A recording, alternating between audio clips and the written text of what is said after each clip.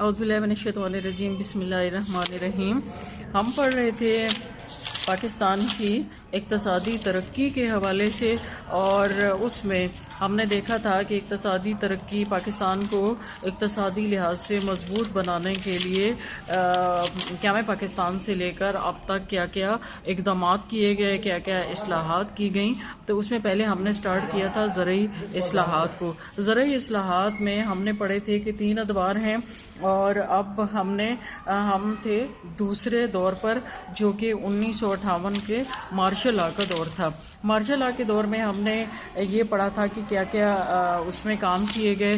پہلا تو یہ کیا گیا کہ وہاں پر زرعی اصلاحات کے لیے کمیشن مقرر کیا گیا، پھر اس میں مزارعین کے لیے، لوگوں کے لیے حد ملکیت کا تعین کیا گیا کہ کتنی کسی کی ملکیت میں زمین ہونی چاہیے، اور اس کے بعد جو ایکسٹرا زمین تھی ان سے لی گئی اس کے معاوضوں کی ادائیگی کے بارے میں ہم نے پڑھا تھا کہ اس کے معاوضے جو ہیں وہ کس طرح سے، اور یہ اس میں زیادہ تر وہ زمینیں تھیں جو کہ یہاں پر انگریزوں کے جانے کے بعد لوگوں نے اس کے اوپر قبضے کیے تھے یا انہوں نے اپنی ملکیت میں لے لیا تھا۔ تو اس میں آگے ہم نے دیکھنا تھا زائد زمینیں جو حاصل کی گئیں ان کے بارے میں کیا کیا گیا۔ تو کل 5508 زمینداروں نے اپنے حد ملکیت سے زائد زمین کا اعلان کیا، جس کی تفصیل کچھ یوں بنتی ہے۔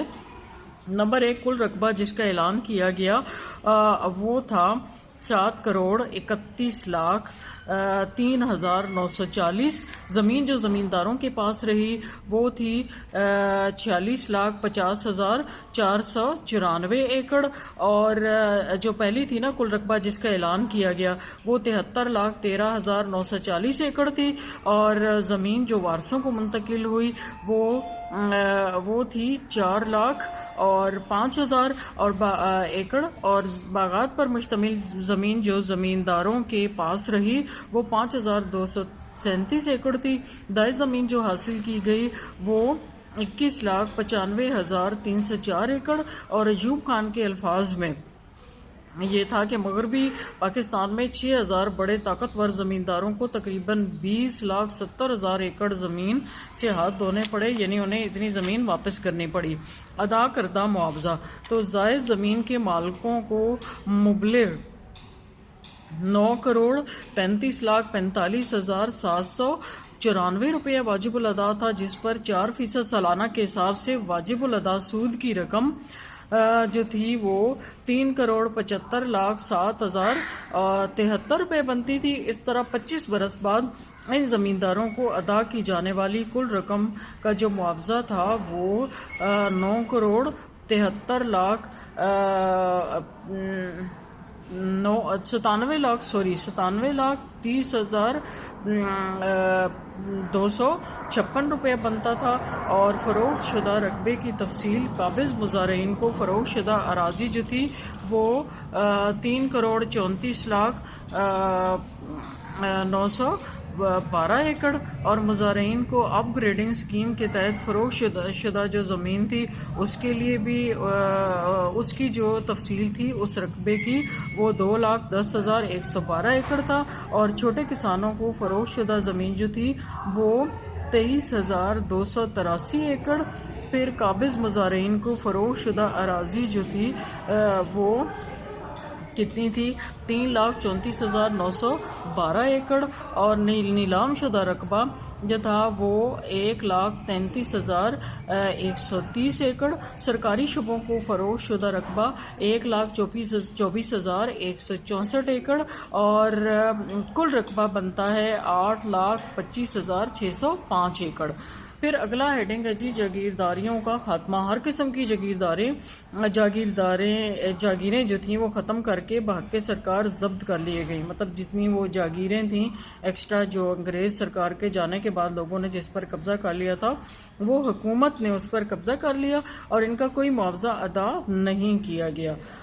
اور اعداد و شمار کے مطابق جاگیرداری کے تحت کل حاصل شدہ زمین جو تھی 9,24,855 ایکڑ تھی، جس میں سے 3,32,607 ایکڑ رقبہ کاشتکاروں کے ہاتھ فروخت کیا گیا۔ ان میں سے مذہبی، فوجی اور خیراتی جاگیریں بھی شامل تھیں۔ اگلا ہیڈنگ ہے معاشی اور گزارا اکائی۔ زمین کو مزید انتشار اور ذیلی تقسیم سے بچانے کے لیے اس بات کا اعلان کیا گیا کہ سائز کے لحاظ سے اراضی کے قطعات دو قسم کے ہوں گے، جن میں سے نمبر 1 ہے گزارا اکائی۔ اس سے مراد زمین کا ایسا ٹکڑا ہے جو ایک اوسط درجے کے خاندان کو معقول روزی فراہم کر سکے، یعنی جس پر ان کو گزارا ہو سکے۔ کمیشن کی رپورٹ کے مطابق خیر پور اور حیدرآباد ڈویژنوں میں 16 ایکڑ جبکہ پنجاب اور صوبہ سرحد میں 12.5 ایکڑ گزارا اکائی کے برابر زمین ہے۔ یہ بات بھی تجویز کی گئی کہ اگر کسی زمیندار کے پاس گزارا اکائی سے زیادہ زمین ہو لیکن معاشی اکائی سے کم ہو تو وہ اس کو اپنے وارثوں میں اس طرح تقسیم کر سکتا ہے کہ ہر وارث کو گزارا اکائی سے کم زمین نہ ملے، جبکہ کفالتی قطع زمین کی تقسیم نہیں ہو سکتی۔ اس صورت میں تمام وارث مشترکہ طور پر زمین پر کھیتی باڑی کر سکتے ہیں، یا پھر وارثوں میں سے کوئی ایک دوسرے وارث سے زمین خرید کر پوری قطع زمین کو اپنی ملکیت بنا سکتا ہے۔ اگر دونوں صورتیں ممکن نہ ہوں تو زرعی کمیشن مناسب قیمت پر پورا کفالتی قطع خرید سکتا ہے۔ اگلا ہے معاشی اکائی۔ اس سے مراد ایسا قطع زمین ہے جس پر کھیتی باڑی کے جدید طریقوں کو اپنا کر بہتر معیار زندگی برقرار رکھا جا سکے۔ مختلف علاقوں میں معاشی اکائی کے مختلف رقبے تجویز کیے گئے۔ صوبہ سندھ میں 64 ایکڑ جبکہ صوبہ پنجاب اور سرحد کے نئے 50 ایکڑ معاشی اکائی تجویز کی گئی۔ ٹھیک ہے، یعنی ایک گزارا اکائی تھی اور ایک تھا معاشی اکائی۔ تو گزارا اکائی زمین کا ایسا ٹکڑا ہے جس پر اوسط درجے کے خاندان کو معقول روزی جو فراہم کر سکے، اور معاشی اکائی کون سا ہے؟ وہ ایسا قطع اراضی ہے جس پر کھیتی باڑی کے جدید طریقوں کو اپنا کر بہتر معیار زندگی برقرار رکھا جا سکے، یعنی اکنامکلی جو ہے وہ اچھی پوزیشن میں اس کو لایا جا سکے۔ تو اگر کسی زمیندار کے پاس معاشی اکائی سے زیادہ زمین ہو تو وہ اس کو صرف اس صورت میں اپنے وارثوں میں تقسیم کر سکتا ہے کہ ہر وارث کے حصے میں معاشی اکائی سے کم زمین نہ آئے، نیز وہ اس کا کچھ حصہ نہ تو فروخت کر سکتا ہے اور نہ کسی کو بطور تحفہ دے سکتا ہے، البتہ پورا قطع زمین کسی کو دے سکتا ہے۔ اگلا ہے اشتمال اراضی۔ ایوب خان کی زرعی اصلاحات میں اشتمال اراضی کو لازمی قرار دیا گیا۔ اس مقصد کے لیے 1960 میں ایک اشتمال اراضی آرڈیننس جاری کیا گیا۔ اشتمال اراضی کا ابتدائی طور پر سالانہ پروگرام بنایا گیا جو بعد میں اس اسکیم کا دائرہ 10 سالوں تک پھیلا دیا گیا، جس میں سالانہ 2,13,02,000 15 ایکڑ زمین کی اشتمال کا پروگرام تھا۔ 1970 تک 50 لاکھ ایکڑ رقبہ پر اشتمال کا کام مکمل ہو چکا تھا۔ یہ کام اب بھی لوگوں کی رضامندی سے جاری ہے۔ ٹھیک ہے، اس کے بعد اگلا ہے غیر مزروعہ زمینوں کا استعمال۔ زرعی پیداوار بڑھانے کی غرض سے زرعی کمیشن نے اس بات کا اعلان کیا کہ جو زمینیں 2 سال تک زیر کاشت نہ لائی جائیں ان کے مالکوں کو نوٹس دیا جائے کہ اگر وہ مقررہ مدت کے اندر اندر زمین پر کھیتی باڑی شروع کر دیں زمین ان کے پاس رہے گی، ورنہ زرعی کمیشن ان زمینوں کو حاصل کر کے ان پر کھیتی باڑی کا انتظام کرے گا۔ اگلا ہے مزارعین کا تحفظ۔ مزارعین کے حقوق کا تحفظ یقینی بنانے کے لیے قوانین نافذ کیے گئے جن کے تحت ان سے غیر قانونی وصولیاں ختم کر دی گئیں۔ بیگار اور مفت خدمات کے خلاف قانون قرار دیا گیا۔ زمیندار کو لگان میں اضافہ کرنے کا حق حاصل نہ تھا۔ زمیندار عام حالات میں مزارعین کو زمین سے بے دخل نہ کر سکتا تھا۔ یہ کام وہ صرف اس صورت میں کر سکتا کہ اگر کوئی مزارع جان بوجھ کر بغیر کسی معقول وجہ کے زمین پر کاشت نہ کرے، یہ ثابت ہو جائے کہ مزارع نے لگان ادا نہیں کیا اور اس نے اپنی زمین کسی اور مزارع کو کھیتی باڑی کے لیے دے دی ہے۔ اس بات کا اعلان بھی کیا گیا ہے کہ تمام موروثی مزارعین کو زیر کاشت زمین کے مالکانہ حقوق قانون کے مطابق حاصل رہیں گے۔ نیز اگر کسی معقول وجہ سے کسی مزارع کو زمین سے بے دخل کیا جا رہا ہو تو اسے اپنی بوئی ہوئی فصل کاٹنے کا حق حاصل ہوگا اور اسے وہ معاوضہ بھی ملے گا جو اس نے اصلاح اراضی کی صورت میں خرچ کیا ہو۔ لینڈز کمیشن نے اس بات کا بھی اعلان کیا کہ زمینداروں سے حاصل کی ہوئی زائد زمین پہلے ان مزارعین کو فروخت کے لیے پیش کی جائے گی جو اسے کاشت کر رہے ہوں، اور باقی بچنے کی صورت میں اس کو دوسرے بے زمین مزارعوں یا کاشتکاروں کو دے دی جائے گی۔ اس کے بعد متفرق اقدامات۔ کمیشن نے کاشتکاروں کو مالی امداد دینے کے لیے کیا کیا، مختلف قرضوں کے اجرا کی ضرورت پر زور دیا، نیز امداد باہمی کی انجمنوں کی تشکیل اور ترقی پر خصوصی توجہ دینے کے لیے کریڈٹ انکوائری کمیشن کی تشکیل بھی کر دی گئی۔ ٹھیک ہے جی، اچھا یہاں تک یہ ختم ہوا۔ اس کے بعد اگلا ہے ہمارا بھٹو حکومت کی زرعی اصلاحات، یعنی بھٹو کے دور میں کون کون سی زرعی اصلاحات کی گئیں۔ یہ ہے جی، مشرقی پاکستان کی علیحدگی کے بعد یحییٰ خان نے پیپلز پارٹی کی صدر ذوالفقار علی بھٹو کو اقتدار سونپ دیا۔ انہوں نے صدر پاکستان اور چیف مارشل لا ایڈمنسٹریٹر کا عہدہ 20 دسمبر 1971 کو سنبھالا۔ اس حیثیت سے انہوں نے 1 مارچ 1972 کو زرعی اصلاحات کا اعلان کیا، جس کے اہم نکات یہ ہیں۔ نمبر 1 ہے جی، حد ملکیت۔ زرعی زمین کی حد ملکیت 500 ایکڑ نہری اور 1000 ایکڑ بارانی سے گھٹا کر 150 ایکڑ نہری اور 300 ایکڑ بارانی یا 15,000 پیداواری اشاری اکائیاں مقرر کی گئیں۔ البتہ جس زمیندار نے 20 دسمبر 1971 سے پہلے ٹیوب ویل لگا رکھا ہو یا وہ ٹریکٹر کا مالک ہو تو 3000 پیداواری اشاری اکائیوں کے برابر زائد زمین اپنے پاس رکھ سکتا ہے۔ نمبر 2، 1959 کی زرعی اصلاحات کی تمام دوسری مراحل ختم کر دی گئیں، یعنی باغات، سانڈ پال، تان پال مویشی کو کہتے ہیں، اور مویشی پال اسکیم ختم کر دی گئی۔ اب کسی زیر کفالت فرد کے نام کوئی زمین بطور تحفہ نہ دی جا سکتی تھی۔ نمبر 3 ہے جی، حد ملکیت سے زیادہ زمین بلا معاوضہ حاصل کر کے اس کے مزارعین چھوٹے کاشتکاروں میں تقسیم کر دی جائے گی۔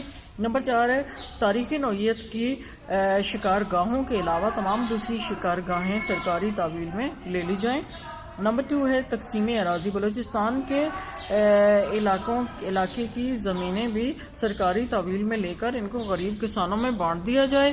نمبر 2، اگر کسی ملازم نے ملازمت کے دوران یا ریٹائرمنٹ کے 2 سال کے اندر کوئی زمین خریدی ہو تو 100 ایکڑ پر اس کا حق ہوگا، باقی زائد زمین بحق سرکار ضبط کر لی جائے گی۔ اگلا ہے جی، تمام سرکاری زمین مزارعین یا ان چھوٹے کاشتکاروں میں تقسیم کر دی جائے گی جن کے پاس گزارہ اکائی سے کم زمین ہو۔ یہ زمین ان کو آسان قسطوں میں فروخت کر دی جائے گی۔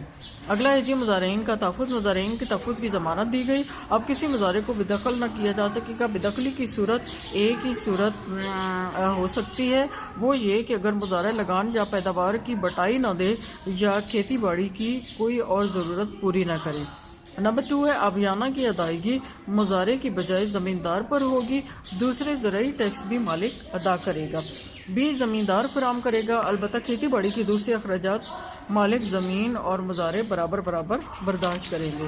اگر 1959 کی زرعی اصلاحات کے بارے میں کسی مزارع یا کاشتکار پر کوئی قسط واجب الادا ہوگی تو اس کو وصول نہیں کیا جائے گا۔ مزارع سے کسی قسم کی بیگار بلا معاوضہ خدمات، نذرانہ یا ٹیکس وصول کرنا قانونی جرم قرار پایا۔ ایسے زمیندار جو 15,000 پیداواری یونٹ سے زائد زمین کے مالک تھے اور انہوں نے 20 دسمبر 1971 یا اس کے بعد زمین کی منتقلی کے سودے کیے تھے، تب منسوخ کر دیے گئے اور اصل مالکوں کی ان زمینوں کا مالک سمجھا گیا۔ اگلا ہے جی، مشینی کاشت۔ مشینی کاشت کی فروغ کے لیے اشتعال اراضی کے کام کو اولویت دی گئی، نیز زمین کو چھوٹے چھوٹے ٹکڑوں میں تقسیم ہونے سے روکنے کے لیے فیصلہ کیا گیا کہ اہل خانہ کو اشتعال اراضی کی آزادی ہوگی، اور کاشتکاری کی حوصلہ افزائی کے لیے دیہی امداد باہمی کے انجمنوں کو فروغ دینے کا فیصلہ کیا گیا اور ایسی انجمنوں کو تمام ضروری سہولتیں فراہم کرنے کا بھی فیصلہ کیا گیا۔ زمین کو چھوٹے چھوٹے اور غیر منافع بخش ٹکڑوں میں تقسیم ہونے سے روکنے کے لیے فیصلہ کیا گیا کہ مشترکہ اراضی کی موجودہ زمینوں کی مزید تقسیم پر پابندی عائد رہے گی۔ اگلا ہے جی، دیہی بے روزگاری۔ چونکہ زرعی شعبہ پر آبادی کا دباؤ بہت زیادہ ہے اور مشینی کاشت کے بعد بے روزگاری کے اور بڑھ جانے کا خطرہ ہے، اس لیے فیصلہ کیا گیا کہ دیہی علاقوں میں، یعنی دیہاتی جو علاقے ہیں، ان میں زرعی اور گھریلو صنعتیں لگائی جائیں اور زرعی بستیاں تعمیر کی جائیں اور دیہی تعمیراتی پروگرام شروع کی جائے اور سرمایہ کی ضرورت پوری کی جائے۔ اصلاحات پر عمل درآمد۔ یہ زرعی اصلاحات فوری طور پر نافذ العمل ہوں گی اور ان کا اطلاق سروے شدہ اور غیر سروے شدہ دونوں قسم کے علاقوں پر ہوگا۔ ان پر عمل درآمد کے لیے مارشل لا کا ایک ضابطہ جاری کیا گیا۔ پاکستان کے صوبے کے لیے ایک علیحدہ زرعی کمیشن بنایا گیا جو اصلاحات پر عمل درآمد کا ذمہ دار ہوگا۔ یہاں تک کافی ہے۔